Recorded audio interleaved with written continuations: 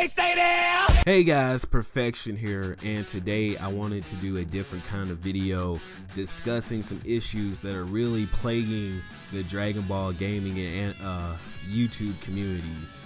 So these issues are things that you really wouldn't notice at surface value, and it have been going on behind the scenes for quite some time now. So these issues are monopoly and conformity. So let's discuss the monopoly, and to understand these issues I'm really going to have to call out the culprits behind these issues, which are the squad, which is comprised of Rhymestyle, Thundershot, Kagi Films, JDUUSE, Afro Senju, and Seriax.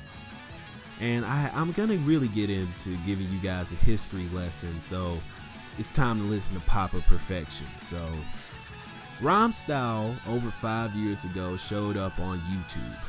He started doing Dragon Ball content. He found a method to quote unquote making it on YouTube, and you basically have him passing these methods on to his friends, and you have the squad. There you go. That's the squad in a nutshell. So they've been doing YouTube videos for over 5 years. Some of them even longer than that.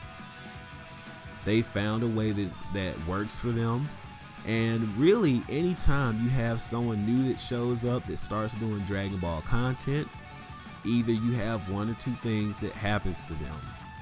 You either have one, they get assimilated into the squad so that the squad can make sure you don't get bigger than them, or option two, you have them attack you and discourage you from doing YouTube, and basically you disappear, which is what they've been trying to do to me. And why do they do this? It's simple. Because the biggest competition, the biggest threat to a monopoly is an individual. Someone that can't be manipulated or controlled. Let me ask you a question. What's the difference between Rhymestyle and JDUUSE? Really? What's the difference between Kagi Films and Thundershot? The answer? Nothing. Nothing at all is different, because they basically do the same content. They generate the same air quotations entertainment, and it's gotten dry and boring. But because they're running a monopoly, their main objective is to eliminate any competition that threatens the way that they do things, so that they don't have to change, adapt, or evolve the way they present their air quotations entertainment. Let's run another example. You notice how they were quick to scoop up Phantom Elysia and Burkle, because they were starting to get a couple thousand subscribers. They didn't want them, being loose and on their own, so they assimilated them. They were quick to scoop them up so that they would be a non-factor to them. And in my case, they try to squash you out because they know they can't manipulate you. That's just the way that things work. And if things continue to work like that, the Dragon Ball community is never going to grow and get to the point of a Call of Duty community, or get to the point of a GTA community, because you're not going to have enough individuals creating enough unique experiences and bringing new things to the table as far as gaming and YouTube for Dragon Ball is concerned. That's where that stagnant method that Rhymestyle has come up with kills the Dragon Ball community.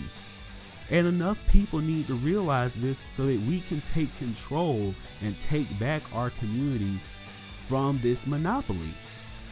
And I'm gonna be the one to do it. I'm gonna be the one that uplifts everyone in the community, because when I make it, we're all gonna make it.